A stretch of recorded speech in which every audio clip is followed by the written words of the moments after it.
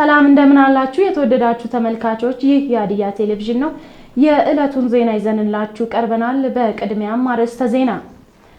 የሀዲያን አንድነት በማጠናከር ልማትን ማፋጠን ያስፈልጋል ሲሉ በየደረጃው የሚገኙ የሀዲያ ተወላጅ አመራሮች ገለጹ።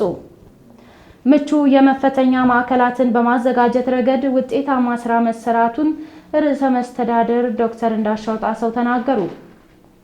የአረንጓዴ አሻራ መርሃ ግብር የኢትዮጵያን ኢኮኖሚ የማንሰራራት ጉዞ እንዲሳካ የላቀ አስተዋጽኦ ያበረከተ መሆኑን ሚኒስትሮች ገለጹ።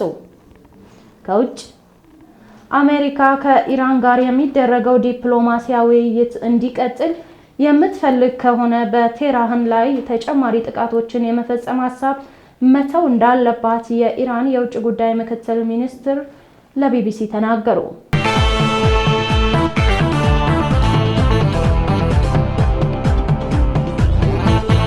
ለዝርዝር ወደ ተመረጡ ዜናዎች እናልፋለን። ከዜናዎቹ ጋር ቤተልሔም ደመቀ ነኝ። የሀዲያን አንድነት በማጠናከር ልማትን ማፋጠን ያስፈልጋል ሲሉ በየደረጃው የሚገኙ የሀዲያ ተወላጅ አመራሮች ገለጹ። በየደረጃው የሚገኙ የሀዲያ ተወላጅ አመራሮች በሀዲያ ሁለንተናዊ ተጠቃሚነት ላይ ያተኮረ ውይይት በሆሳና ከተማ አካሂደዋል። ምንትዋብ ያሱ ተጨማሪ አላት።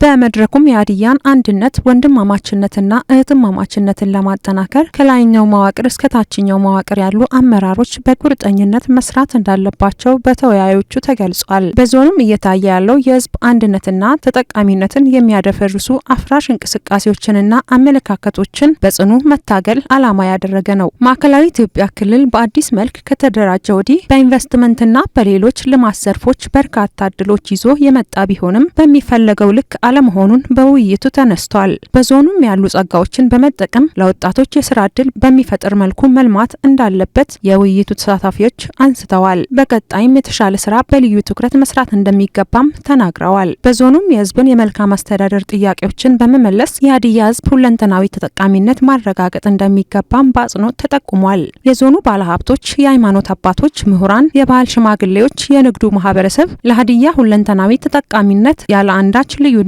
መስራት እንዳለባቸው በውይይት መድረኩ በአጽንኦት ተነስቶ በመጨረሻም ባለ 6 ተቋም መግለጫ አውጥተዋል። በአጠቃላይ ዞኑ የህዝብን አንድነትና የልማት ተጠቃሚነት የሚሸረሽሩ እንቅስቃሴዎችን፣ ተግባራትን በማውገዝ በመጸየፍና ከኛ ከአመራሮች ጀምሮ በሁሉም ማህበራዊ መሰረቶች በማውረድ ለህዝቡ ክብር መስጠትና እውቀቱን የሚመጥን አገልግሎት በመስጠት በዞኑ ልማትንና መልካም አስተዳደርን ማስፈን ይገባል ብለዋል። በመድረኩም የማዕከላዊ ኢትዮጵያ ክልል ብልጽግና ፓርቲ ቅርንጫፍ ጽህፈት ቤት ኃላፊ ዶክተር ዲላሞ ኦቶሬ፣ የማዕከላዊ ኢትዮጵያ ክልል በምክትል ርዕሰ መስተዳድር ማዕረግ የከተማና ኢንዱስትሪ ክላስተር አስተባባሪና የከተማ ልማትና ኮንስትራክሽን ቢሮ ኃላፊ አቶ ስንታየው ወልደ ሚካኤል፣ የሀዲያ ዞን ዋና አስተዳዳሪ አቶ ማቴዎስ አንዮን ጨምሮ በየደረጃው የሚገኙ የክልል የዞንና የወረዳ ከፍተኛ አመራሮች ተገኝተዋል ሲሉ ባልደረባችን ዋበላ ወርቁ ዘግበዋል።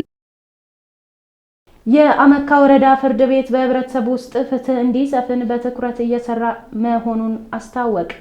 ለዝርዝሩ ለምለም ይል የአመካ ወረዳ ፍርድ ቤት ፕሬዝዳንት ጥጋቡ ቆጢሶ በ2017 ዓ.ም አጠቃላይ 256 መዝገቦች ቀርበው መታየቱን ገልጸው በ240 መዝገቦች ላይ ውሳኔ መሰጠቱንና 16 መዝገቦች ወደ 2018 ዓ.ም መተላለፉን አብራርተዋል። ፍርድ ቤቱ ተገልጋዮች ወደ ተቋም ሲመጡ ተገቢውን የሆነ አገልግሎት እንዲያገኙ በማድረግ በማህበረሰብ ውስጥ ፍትህ ለማስፈን በትኩረት የተሰራ መሆኑን አንስተው በወረዳው ከሚገኙ ከፖሊስ ጽፈት ቤትና ፍትህ ጽፈት ቤት ጋር በሶስትዮሽ ጥምረት የተሰራ መሆኑን ገልጸዋል። ፕሬዝዳንቱ አክለውም ህብረተሰቡ አገልግሎቱን ለማግኘት ወደ ተቋሙ ሲመጡ ችሎት ከመጀመሩ በፊትና በተለያዩ አጋጣሚ ግንዛቤ እንደሚፈጠር በመግለጽ ማንኛውም ወንጀል ሲፈጸም ውሳኔ ስለሚሰጥ ከወንጀል ራሳቸውን እንዲጠብቁ አሳስበዋል። የአመካ ወረዳ ፖሊስ ጽፈት ቤት የወንጀል ምርመራ ፎሬንሲክ ኃላፊ ምክትል ኢንስፔክተር ተሾመ ጊሜ በወረዳው የህብረተሰቡን ሰላም ለማስጠበቅና ፍትህ እንዲሰፍን ከአቃቤና ፍርድ ቤት ጋር በጋራ በመሆን በቅንጅት የተሰራ መሆኑን ተናግረዋል። ምክትል ኢንስፔክተር ተሾመ አክለውም ሁሉንም ስራ መስራት የሚቻለው ሰላም ሲኖር ነው በማለት ህብረተሰቡ በየአካባቢው ላይ ሰላም እንዲሰፍን የበኩላቸውን ድርሻ እንዲወጡ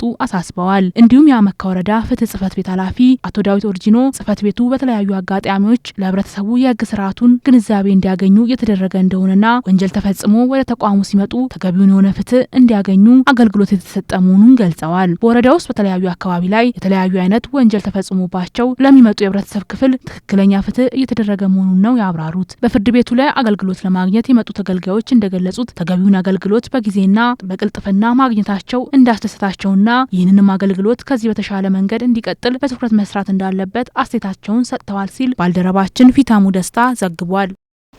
ምቹ የመፈተኛ ማዕከላትን በማዘጋጀት ረገድ ውጤታማ ስራ መከናወኑን ርዕሰ መስተዳደር ዶክተር እንዳሻው ጣሰው ተናገሩ።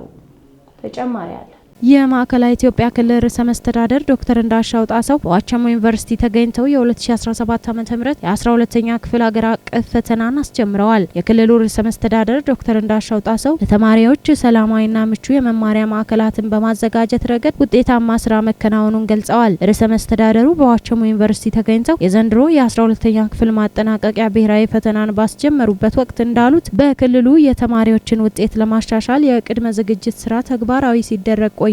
የመምህራንን አቅም ማሳደግ ልዩ ትኩረት እንደተሰጠው አስታውሰው የ12ኛ ክፍል ማጠናቀቂያ ብሔራዊ ፈተና ለሚወስዱ ተማሪዎች የማጠናከሪያ ትምህርትና በሞዴል ፈተናዎች በቂ ልምምድ እንዲያደርጉ መሰራቱንም ተናግረዋል። በክልሉ 35246 ተማሪዎች የ12ኛ ክፍል ማጠናቀቂያ ፈተና እንደሚወስዱ ጠቅሰው ለዘርፉ ከተሰጠው ልዩ ትኩረት አንጻር ከአምናው የተሻለ ውጤት ይመዘገባል ተብሎ እንደሚጠበቅም ጠቁመዋል። ለተማሪዎች ሰላማዊና ምቹ የመማሪያ ማዕከላት በማዘጋጀት ረገድ ውጤታማ ስራ ተከናውኗል ያሉት ዶክተር እንዳሻው ጣሰው በክልሉ ለተፈጥሮ ሳይንስ ተማሪዎች እንደየፍላጎታቸው በወረቀትና በኤሌክትሮኒክስ መሳሪያዎች የታገዘ ፈተና እየተሰጠ ነው ብለዋል። እንደ ክልሉ ኮሚኒኬሽን ዘገባ በኤሌክትሮኒክስ መሳሪያዎች ለሚፈተኑ ተማሪዎች በሁሉም ማዕከላት አማራጭ የኃይል አቅርቦትና የኢንተርኔት አገልግሎት ዝግጁ ማድረግ እንደተቻለም ተናግረዋል።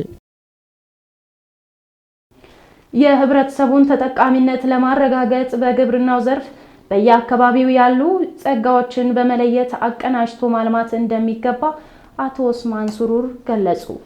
ዘመን ዮሐንስ ተጨማሪ አለ።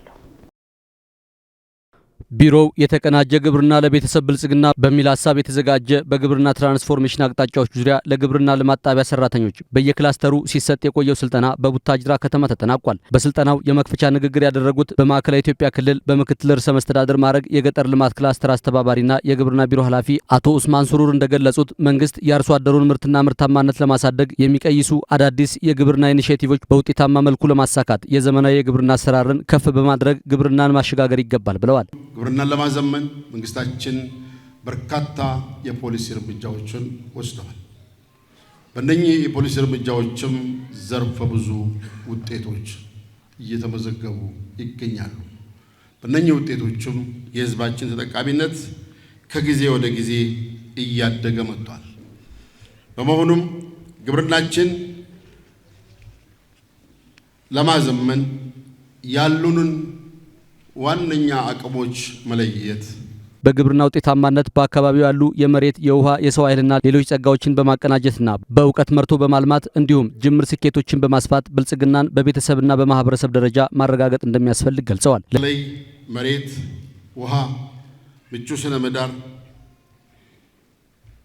አምራች ጉልበት ኃይል፣ የስራ ፍላጎት ያለው የሰው ኃይል፣ ተነሳሽነት ያለው የሰው ኃይል ዋነኞቹ አቅሞች ናቸው።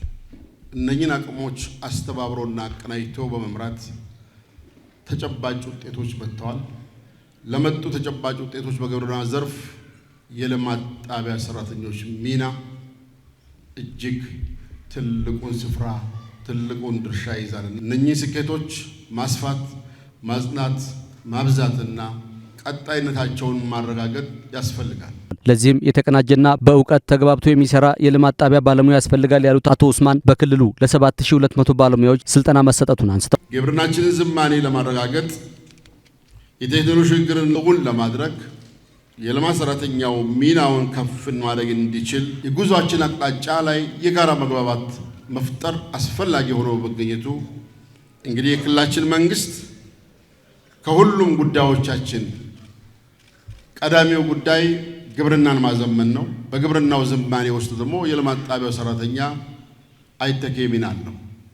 ለዚህም ያሉን ሀብቶች በሙሉ የቅድሚያ ሰጥተን ስልጠና ሰጥተን ወደ ተግባር በማስገባት ውጤትን ማስፋት፣ ማላቅ፣ ያስፈልጋል።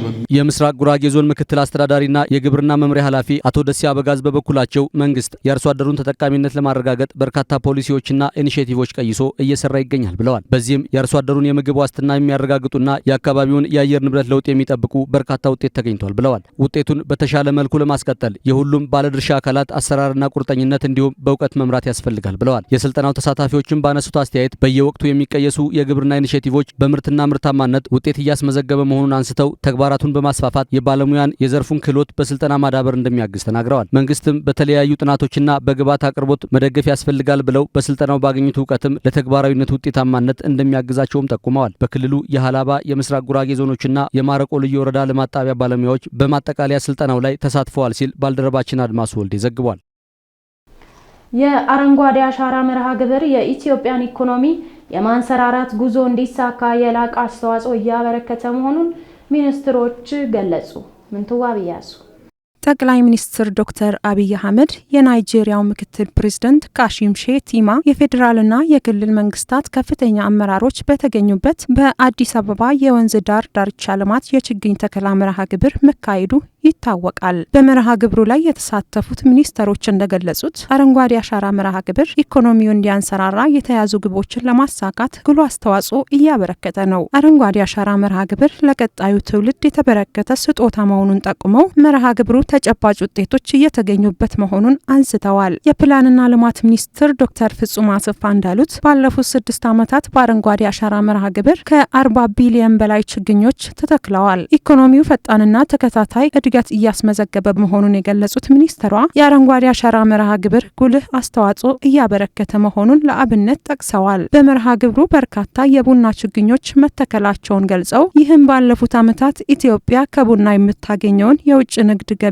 እየጨመረ እንዲመጣ ማስቻሉን ተናግረዋል። አቮካዶ ጭምር የተለያዩ የፍራፍሬ ምርቶች ወደ ውጭ በመላክ ገቢ እየተገኘ መሆኑን ጠቅሰው የሌማት ትሩፋት መርሃ ግብር ግቡን እንዲመታ አረንጓዴ አሻራ መርሃ ግብር ጉልህ ሚና አለው ብለዋል። አረንጓዴ አሻራ መርሃ ግብር የኢትዮጵያ ኢኮኖሚ እንዲያንሰራራ በሚደረገው ሀገራዊ ጥረት ውስጥ የማይተካ ሚና እየተጫወተ ነው ብለዋል። በርካታ ቢሊዮን የቡና ዛፎች በመትከላችን ምክንያት የቡና ኤክስፖርታችን ዘንድሮ 2.5 ቢሊዮን ደርሷል። ይሄ የማይታሰብ ነው። ከዚህ ቀደም ወደ ኋላ መለስ ብለን ብናይ በቡና ከ1 ቢሊዮን መዝለል በጣም የማይታሰብ ነው። እንደዛ ደርሰናል። እንደዚሁ የፍራፍሬ ዛፎችን በመትከላችን ምክንያት አሁን ኢትዮጵያ አቮካዶ ኤክስፖርት እያደረገች ነው። ሌሎችን ፍራፍሬዎች እንደዚሁ ማለት ነው። በሌማት ትሩፋት የጀመርነው ስራ ለምሳሌ ከማር ብንጀምር ማር የግድ የዚህ አይነት ስነ ምህዳር ይፈልጋል፣ ዛፎች ይፈልጋል፣ አበባ ይፈልጋል እና በአጠቃላይ በኢኮኖሚያችን ውስጥ ያሰብነውን ለማሳካት የአረንጓዴ አሻራ በጣም ዘርፈ ብዙ ጠቀሜታ ያለው ነው ማለት ነው እና እንደተባለው የአረንጓዴ አሻራ ውጤትን አሁን በደንብ አድርገን ፍሬውን እያየን ያለ ነው። እውነትም በመትከል ማንሰራራት የሚለው በደንብ የሚገልጸው ነው። የሰላም ሚኒስትር መሐመድ ኢድሪስ በበኩላቸው አረንጓዴ አሻራ ለትውልድ የሚበረከት ስጦታ ነው ብለዋል። የአረንጓዴ አሻራ ትሩፋት እየታየ መሆኑን ጠቅሰው ኢኮኖሚው እንዲሳለጥ ከማገዝ ባለፈ ለኑሮ ምቹ አካባቢን እየፈጠረ እንደሚገኝ ገልጸዋል። ግሪን ሌጋሲ ለትውልድ የሚበረከት ስጦታ ቢሆንም በሀገራችን ውስጥ መልሶ ለኛ እየከፈለን እንደሆነ በተግባር አይተናል። እሱም በተለያዩ ዘርፎች ውጤት እያፈራ እንደሆነ አይተናል። ስለዚህ በዓለም በተምሳሌትነት መጠቀስ ብቻ ሳይሆን ራሳችን ተጠቅመን ለትውልድ የበለጸገች አረንጓዴ የሆነች ኢትዮጵያን ለማውረስ ሚናችን የምንጫወትበት ነው። ይህን ማሳካት አካባቢያችንን ምቹ ከማድረግ ባለፈ ሁለንተናዊ እድገትን ለማምጣት ለኑሮ ምቹ የሆነ ሀገርን ከመፍጠር አንጻር ከፍተኛ አስተዋጽኦ አለው። በዚህ ሂደት ውስጥ እንደ ዜጋ ተሳታፊ በመሆኔ በጣም ደስተኛ ነኝ። የውሃና ኢነርጂ ሚኒስትር ኢንጂነር ዶክተር ሀብታሙ ኢተፋ እንደገለጹት አረንጓዴ አሻራ የከርሰ ምድርና ገጸ ምድር ውሃ እንዲጨምር እያደረገ መሆኑን ገልጸዋል። መርሃ ግብሩ ምንጮች እንዲጎለብቱ እያደረገ መሆኑን ጠቅሰው ደርቆ የነበረው የሀረማያ ሐይቅ ማገገምና ማንሰራራት የአረንጓዴ አሻራ መርሃ ግብር ውጤት መሆኑን አስረድተዋል። አፈር እንዳይሸረሸርና ግድቦች በደለል እንዳይሞሉ መርሃ ግብሩ ትልቅ ሚና እንዳለው አመላክተዋል። በጋ ላይ ያልነበሩባቸው ቦታዎች ላይ ዛሬ ምንጮች እያገኘን እንገኛለን። ምንጮች በጣም እየበዙ ነው ያሉት። ሁለተኛው ክረምት ላይ መጣ የነበረው ጎርፍ ይቀንስና ወደ ከርሰ ምድር እየገባ በጋ ላይ እየወጣ ይገኛል ማለት ነው። ከሱ ጋር ተያይዞ የውሃ መጠኑ በቀነሰ ቁጥር ዝናብ ሲመጣ መጀመሪያ ላይ አፈር ሳይሆን የሚያገኘው ዛፎችን አግኝቶ ቅጠላቸውን ያገኝና ዲሲፔት ያደርጋል። ዲሲፔት ሲያደርግ መሬት ላይ የነበረው መሸርሸር ይቀንሳል ማለት ነው። ስለዚህ ያለን ውሃ ሀብቶቻችን መጠኑም ይጨምራል። በውሃ ውስጥ የነበረው የደለል መጠንም ይቀንሳል። የውሃ ደለል መጠን መቀነስ ማለት ደግሞ የግድቦቻችን እድሜ ማራዘም ማለት ነው። የከርሰ ምድር ውሃችን በጣም በጎለበተ ልክ ሰዎች በሁሉም አካባቢ ውሃ ቆፍሮ ማግኘት ይችላሉ። ያልነበሩ ሐይቆችም ተመልሶ መጋገም ችለዋል። ለዚህ ማሳያ አለማያ ሐይቅ ነው። አለማያ ሐይቅ ላይ ከግሪን ሌጋሲ በፊት አልነበረም። ከዛ በኋላ በተሰሩ ስራዎች በአቅራቢያው በሚሰሩ መሆን የማይገባቸው ውሃ አወጣጥ ዘዴዎች ሲቆሙ ሐይቁን ዛሬ አለ ማለት ነው። በዘንድሮ የአረንጓዴ አሻራ መርሃ ግብር 7.5 ቢሊዮን ችግኞች እንደሚተከሉም ተገልጿል ሲል ኢዜአ ዘግቧል። የስራ ፈጣሪዎች ሀሳባቸውን ወደ ተግባር መቀየር የሚችሉበት ስነ ምህዳር መፍጠር መቻሉን የኢኖቬሽንና ቴክኖሎጂ ሚኒስትር ዶክተር በለጠ ሞላ ገለጹ። ተጨማሪ አለ። የኢኖቬሽንና ቴክኖሎጂ ሚኒስትር ዶክተር በለጠ ሞላ የፈጠራ ሀሳብ በማቅረብ ስታርታፕ ለመጀመር እያደረገ ያለውን ዝግጅት በተመለከተ በሰጡት ማብራሪያ እንደገለጹት የፈጠራ ስራዎች ለአንድ ሀገር እድገት መሰረት በመሆናቸው ዘመኑን የዋጁ የፈጠራና የምርምር ስራዎች ማስፋት ያስፈልጋል ብለዋል። ወጣቶች በፈጠራና ምርምር ስራዎች እንዲሳተፉ ትኩረት መደረጉን አንስተው ለውጤታማነቱ አስቻይና የጎለበተ ምህዳር መፍጠር እንደሚገባም አንስተዋል። ስታርታፕ በዋነኝነት የወጣቶችን ሀሳብ መሰረት ያደረገ የፈጠራ ስራ ውጤቶች መሆናቸውን ጠቅሰው ሀሳብን ወደ ተግባር መለወጥ የሚያስችሉ ስራዎች እየተከናወኑ መሆኑንም ገልጸዋል። የአንድ ሀገር እድገትና ብልጽግና መሰረት ያደረገው ጥራት ባለው በፈጠራ ስራ ውጤቶች በመሆኑ በትኩረት መስራት እንደሚገባም ተናግረዋል። በዚህም የፈጠራ ስራ ውጤት ለሆነው ስታርታፕ በተሰጠው ልዩ ትኩረት ህጋዊ አሰራሮችን በመዘርጋት ምቹ ምህዳር ለመፍጠር ረቂቅ አዋጅ መዘጋጀቱን ገልጸዋል። አሁን ላይ ኢትዮጵያ የፈጠራ ስራ ሀሳባቸውን መቀየር የሚያስችል ምቹ ምህዳር መፍጠር መቻሉንም ተናግረዋል። የግል ዘርፉ በስታርታፕና ሌሎች የፈጠራ ስራዎች እንዲሳተፍ የዘርፉ ምህዳር እንዲሰፋ እየተሰራ መሆኑን ገልጸው ተቋማት ለችግር ፈቺ የምርምርና ኢኖቬሽን ስራዎች መጠናከር አስፈላጊውን ድጋፍ እንደሚያደርጉም ጠይቀዋል። ዋናው የህዝባችን ክፍል ወጣቱ ነው ካል ወጣቱ ሀሳብ አለው። ከዚህ ሀሳብ አቀናይተን ማግኘት የምንችለውን አጠቃላይ ሀገራዊ ኢኮኖሚ ትሩፋት እናጣለን ማለት ነው። ስለዚህ ይህን ለማግኘት ይቻል ዘንድ የህግ ማዕቀፉን ማውጣት አስፈላጊ ነበር። የድጋፍ ማዕቀፉን መቅረጽ አስፈላጊ ነበር። ተቋማትን መለየት አስፈላጊ ነበር። ይሄ ሁሉ ተሰርቷል። ከዚህ በኋላ ሀሳብ አለን የሚሉ ሰዎች ሀሳባቸውን ወደ ተግባር መለወጥ የሚችሉበትን አውድ ጀምረናል ማለት ነው። ስታርታፕ ለኢትዮጵያ አዲስ እንደመሆኑ በርካታ ወጣቶች ወደ ዘርፉ የመግባት ፍላጎት እየጨመረ መሆኑን አንስተው ምቹ ሁኔታ ለመፍጠር አንዱ የህግ ማዕቀፍ በመሆኑ በሂደት ላይ ነው ብለዋል። የህግ ማዕቀፉ ጸድቆ ወደ ተግባር ሲገባ አጠቃላይ የስታርታፕ ስነ ምህዳሩ የሚያጎለብትና የፈጠራ ሀሳብ ላላቸው ወጣቶች ተስፋን የሚሰጥ ይሆናል ብለዋል። ስታርታፕ ሲባል ቴክኖሎጂ ላይ መሰረት ያደረገ የማደግ የመመንደግ እድሉ ከፍተኛ የሆነ የኢኮኖሚ ፈጠራ ፕሮሚስ ያለው ስራ የሚፈጥር ሀብት የሚፈጥር በጣም ተመንዳጊ የሆነ የእድገት አቅጣጫ ያለው ማለት ነው። የኢኮኖሚ ትሩፋታቸው በጣም ሰፊ ነው። በጣም ሰፊ የስራ እድል ይፈጥራሉ፣ ሰፊ ሀብት ይፈጥራሉና ይሄን እውን ለማድረግ መጀመሪያ እንደዚህ አይነት የህግ ማዕቀፎች መተከል መቻል ነበረባቸው። አሁን ጥሩ ላይ ነው ያለነው። ኢኒሼት አድርገናል ህጉን። ቀጣይ ጸድቆ ወደ ተግባር ሲገባ አጠቃላይ የስታርታፕ ስነ ምህዳሩ የተለወጠ የጎለበተ ሀሳብ ላላቸው ሰዎች ተስፋ የሚያጭር እንደሚሆን እርግጠኛ ነኝ። በሌላ በኩል በዘርፉ ተሳታፊ ወጣቶች በበኩላቸው በኢትዮጵያ ስታርታፕ ልዩ ትኩረት መሰጠቱና ምቹ ሁኔታ መፈጠሩንም አድንቀዋል። ወጣት ናትናኤል አዳነ በበኩሉ አገልግሎት የሰጡ የፕላስቲክ ቁሳቁሶችን መልሶ በመጠቀም የኮንስትራክሽን ግብዓት የሆኑ ምርቶችን ማምረት ላይ መሰማራቱንም ተናግሯል። መንግስት ባደረገለት የገንዘብና ሌሎች ድጋፎች ፈጥኖ ወደ ስራ ለመግባት እንዳስቻለውም ተናግሯል። እንደ ኢዜአ ዘገባ ወጣት ሳሙኤል ዘነበ በዲጂታል ቴክኖሎጂ የተደገፈ የጤና አገልግሎት ላይ ተሰማርቶ በአዲስ አበባ ውጤታማ ስራ እየሰራ እንደሚገኝም ገልጾ በቀጣይ ስራው ወደ ተለያዩ ክልሎች አስፍቶ ለመስራት ማቀዱንም ተናግሯል። ተደረገልን ጋፍ አለ። በተለይ በግሎባል ስታርታፕ አዋርድ የ2023 በማሸነፍ ከሚኒስትሪ ኦፍ ኢኖቬሽን ኤንድ ቴክኖሎጂም ከሚኒስትሪ ኦፍ ሌበርም ሰፖርት አግኝተን ከነሱ ጋር መስራት እንችላለን። በጣም ብዙ አስተዋጽኦ አበርክቶልናል። ያው ድጋፍን ከማግኘት ታዋቂነትም ከመሆን ከጀነራል ሰፖርት ማግኘቱ ሁላ ለኛ በጣም ጠቅሞ ራሳችንን እንድናሻሽል ውድድር ነበር የሚያዘጋጀው። እሱን በአንደኛ ደረጃ ታሸንፈን ከመንግስትም ሰፖርት አግኝተን ድጋፍ አግኝተን እየሰራንበት ነው። አሁን ላይ በአዲስ አበባ ነው የጀመርነው። ሞር ደግሞ በክልል ከተሞች ላይ ለመስራት እቅድ ይዘናል።